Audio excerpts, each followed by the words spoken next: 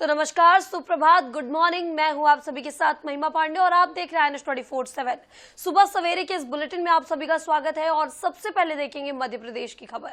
चलिए शुरुआत करते हैं बुलेटिन की। आपको बता दें, मध्य प्रदेश में भाजपा ने क्लीन स्वीप किया है। यहां पर सभी 29 सीटों पर कब्जा जमाया है। आज दिल्ली में संसद के सेंट्रल हॉल में एनडीए की सभी सांसदों की मीटिंग होगी। मध्य प्रदेश के सभी 29 नवनिर्वाचित सांसद दिल्ली में मौजूद हैं। दिल्ली रवानगी से पहले भाजपा के नवनिर्वाचित जनप्रतिनिधियों ने मुख्यमंत्री डॉक्टर मोहन यादव से राजधानी में श्यामला हिल्स स्थित उनके आवास पर मुलाकात की। इनके मुलाकात के बाद आपको बता दें, सीएम डॉक्टर मोहन यादव दिल्ली के लिए रवाना हो गए। दिल्ली पहुंचने के बाद मीडिया कर्मियों से बातचीत के दौरान सीएम मोहन यादव ने कहा कि प्रधानमंत्री नरेंद्र मोदी का लंबा प्रशासनिक अनुभव है, जिन्होंने असंभव का संभव करके दिखाया है। लोकसभा चुनाव में एनडीए गठबंधन को बड़ी जीत मिली है। उन्होंने कहा कि जिस प्रकार से मौका दिया है, यह हम सब के लिए सौभाग्य की बात है। तपोनिष्ठ प्रधानमंत्री, जिनका अपना लंबा प्रशासनिक अनुभव भी है और जिसने असंभव को संभव करके दिखाया है, एनडीए अलायंस को इतनी बड़ी जीत दिला करके जिस प्रकार से मौका दिया है, यह हम सबके लिए सौभाग्य की बात है। और खासकर ऐसे बदलते परिदृश्य में, जब 21वीं शताब्दी में भारत की तरफ दुनिया देख रही है, ऐसे व्यक्ति का मंत्रिमंडल बनना, जिसके लिए दुनिया के सभी नेताओं ने जिस ढंग से अपनी प्रतिक्रिया दी है, यह हम सबको गौरवान्वित करने वाली है।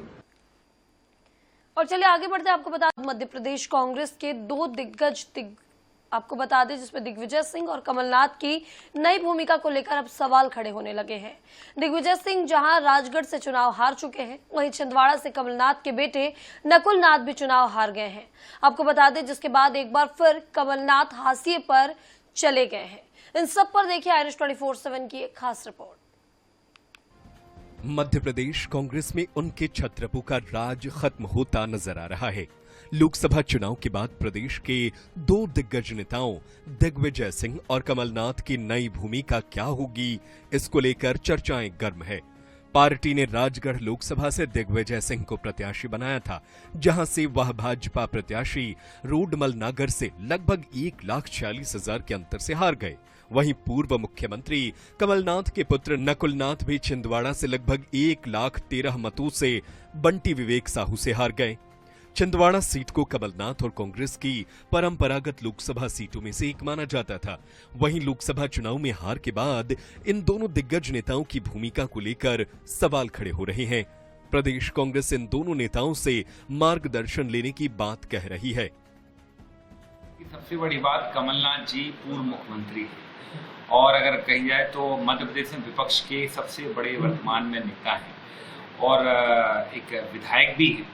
तो निश्चित तौर पर मध्य प्रदेश में हम जैसे कई कार्यकर्ताओं को मार्गदर्शन भी देंगे उनसे, और जीतू पटवारी जी को भी मार्गदर्शन देंगे। इसके अलावा आदरणीय दिग्विजय सिंह जी जो हैं, दिग्विजय सिंह जी अभी राज्यसभा सांसद हैं और उनका 2.5 साल का कार्यकाल बाकी है, तो उनका अपना एक अलग दायित्व है। तो वरिष्ठ जो नेता होता है, निश्चित तौर पर उनका एक अपना रोल होता है और हमारे लिए वो बड़े सम्मानित हैं। और आप देखेंगे उनके मार्गदर्शन में हम लोग 2028 का चुनाव बड़ी ताकत से लड़ेंगे। बहरहाल राजगढ़ से भले ही दिग्विजय सिंह लोकसभा चुनाव हार गए हों, लेकिन अभी भी वह प्रदेश से राज्यसभा सांसद हैं, जबकि कमलनाथ छिंदवाड़ा विधानसभा से विधायक हैं। जहां दिग्विजय सिंह राज्यसभा में पार्टी का पक्ष रखेंगे, तो वहीं मध्य प्रदेश विधानसभा में सबसे वरिष्ठ विधायक के रूप में कमलनाथ की अपनी ही एक अलग भूमिका होगी। कुल मिलाकर देखा जाए तो लोकसभा चुनाव के बाद भले ही इन दिग्गज नेताओं का कद घटा हो, लेकिन वह अपनी भूमिका को लेकर दृढ़ता से डटे हुए हैं। दिनेश शुक्ल, NH24/7 भोपाल। और चलिए आगे बढ़ते हैं। आपको बता दें, लोकसभा चुनाव में मिली करारी हार पर भोपाल में पूर्व नेता प्रतिपक्ष अजय सिंह ने संगठन के काम पर सवाल उठाए हैं। अजय सिंह ने पीसीसी चीफ जीतू पटवारी पर बड़ा हमला बोला है। अजय सिंह ने कहा कि जीतू पटवारी के कार्यकाल की उच्च स्तर पर समीक्षा होनी चाहिए। इसके अलावा उन्होंने कहा कि जब वह 2013 में नेता प्रतिपक्ष थे, तब कांग्रेस की प्रदेश में शर्मनाक हार हुई थी, जिसके बाद उन्होंने इस्तीफा दे दिया था। इसके अलावा उन्होंने पूर्व सीएम कमलनाथ और दिग्विजय सिंह पर भी हमला बोला है।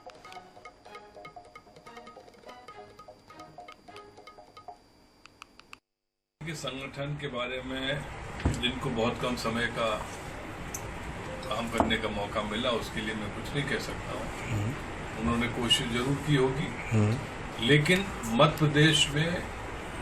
प्रदेश के लिए Akhil Bharatiya Congress committee high command कुछ समय बाद समीक्षा करे और यहाँ पर किस रणनीति के तहत आगे चलना है, क्योंकि हम सब चाहते हैं कि अगला चुनाव जब भी होगा उसमें मध्य प्रदेश में कांग्रेस की सरकार बने और ये 29-0 वाला मामला खत्म किया।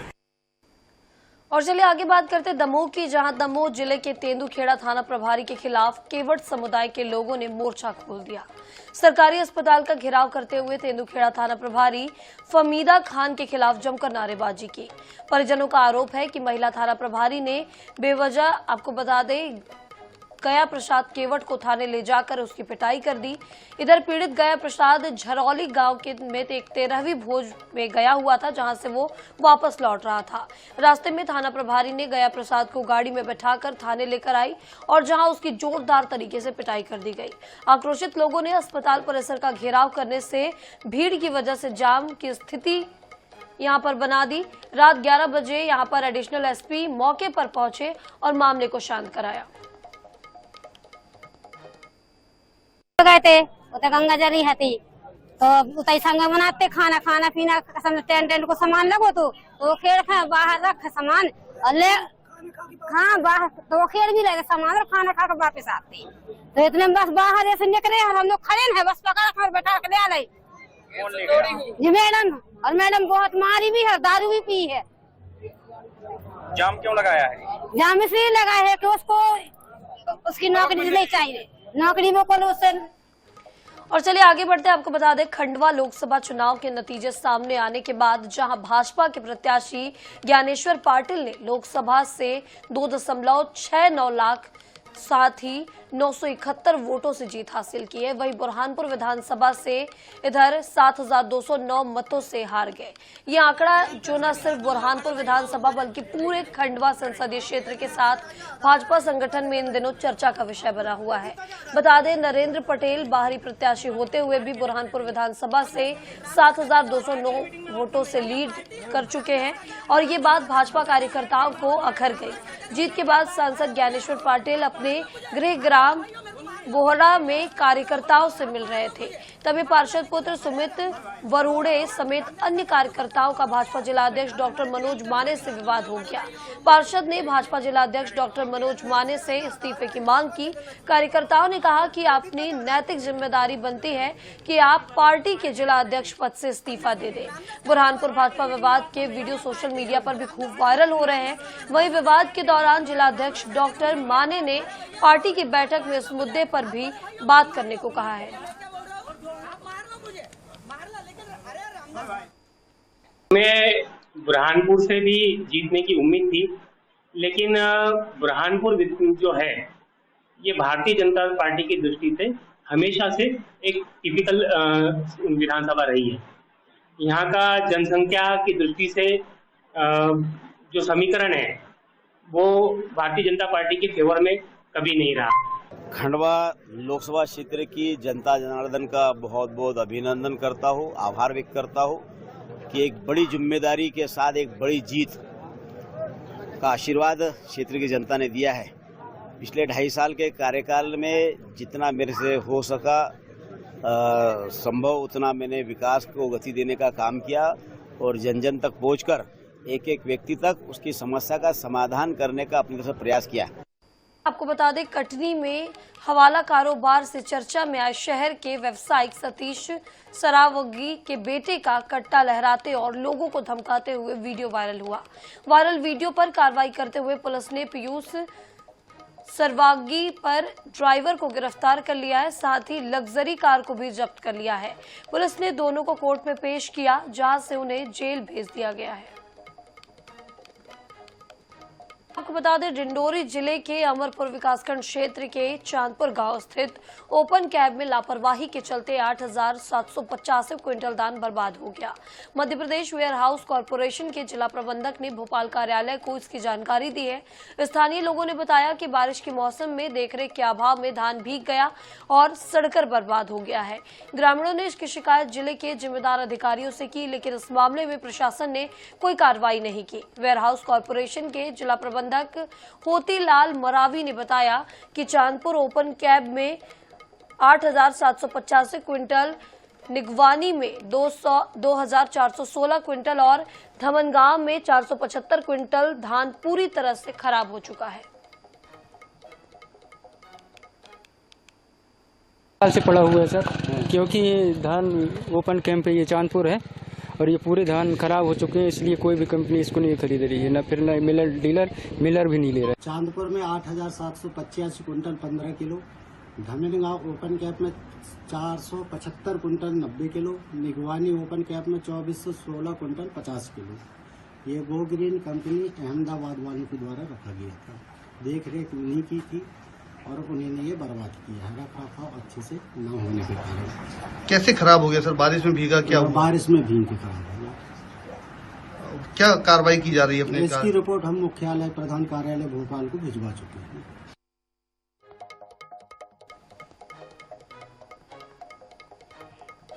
और आगे बात करते हैं नेपा नगर की, जहां नेपा नगर से सटे ग्राम आमड़ा में एक बंदर की मौत के बाद ग्रामीणों ने रीति रिवाज के साथ उसका अंतिम संस्कार किया। पहले ग्रामीणों ने कुर्सी पर बंदर के शव को रखकर उसकी आरती उतारी, फिर मुक्तिधाम तक शव यात्रा निकाली गई।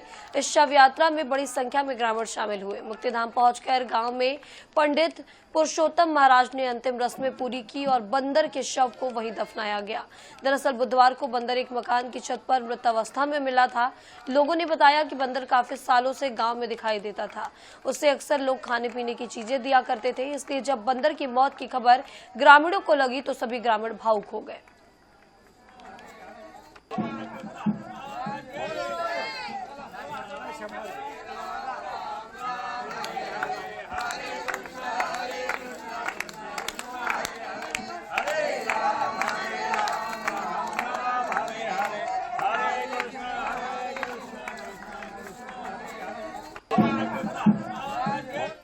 और चलिए इसी बीच रुक करते हैं भोपाल की उच्चास से बड़ी खबर आपको बता दें। प्रमुख सचिव गृह संजय दुबे की फेसबुक आईडी हैक हो गई है। जी हाँ, पीएस गृह ने इसकी जानकारी दी है। जालसाजों से सावधान रहने की बात की है। तो भोपाल से इस वक्त की बड़ी खबर आपको बता रहे हैं, जहां प्रमुख सचिव गृह संजय दुबे की फेसबुक आईडी हैक हो गई है। पीएस गृह ने जानकारी दी है इस बात की, जालसाजों से सावधान करने की बात कही है। तो प्रमुख सचिव गृह संजय दुबे की फेसबुक आईडी हैक हो गई है। पीएस गृह ने इसकी जानकारी दी है, जालसाजों से सावधान रहने की बात कही है।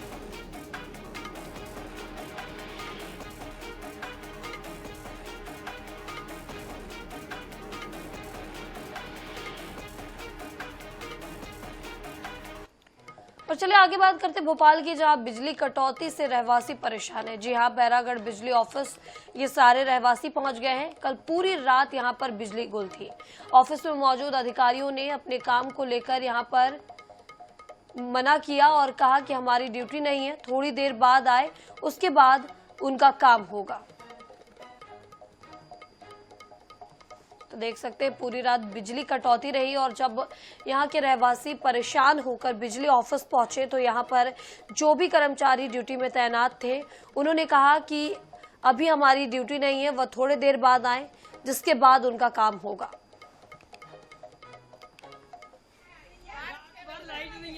रात भर नहीं आई ना, कल बताओ, कल कितने घंटे में? आपके यही साहब बोल रहे श्रीवास्तव साहब कि 2 घंटे में लाइट आ गई। 2 घंटे बताओ आप। नहीं, कल आप लोग कल कितने घंटे?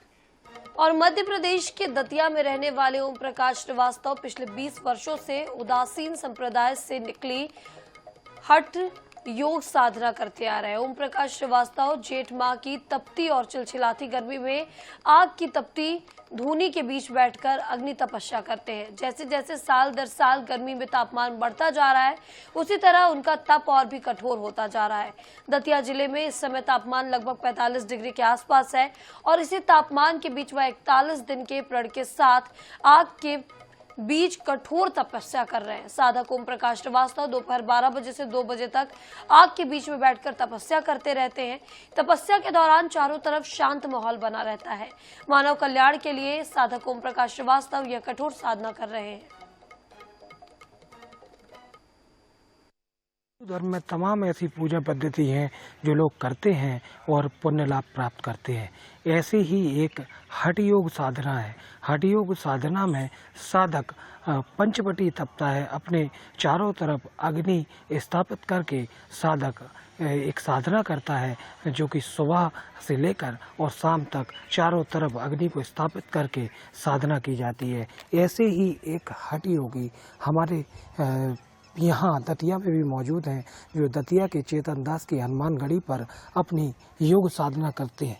हम आपको दिखाना चाहेंगे कि तकरीबन 20 वर्षों से यह साधक इसी प्रकार गर्मियों में आकर यहाँ चेतन दास हनुमानगढ़ी मंदिर पर साधना करते हैं और अपने जो गुरु हैं चेतन दास हनुमानगढ़ी के जो पहले पीठाधीश्वर हुआ करते थे, उनकी ये परंपरा आज भी जीवित किए हुए हैं। और अभी हम देख सकते हैं कि जिस गर्मी में लोग बाहर निकलने से बचते हुए नज़र आ रहे हैं, उस गर्मी में दोपहर के तकरीबन 12 बजे यह साधक अपनी साधना यहाँ करते हुए नज़र आ रहे हैं और यह साधना लगातार इनकी जारी रहेगी। इसी परंपरा को यह हमेशा से निभाते हुए नज़र आ रहे हैं।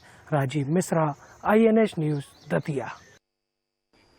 और यहाँ पर वक्त एक छोटे से ब्रेक का, जल्द हाजिर होंगे छत्तीसगढ़ की खबरों के साथ।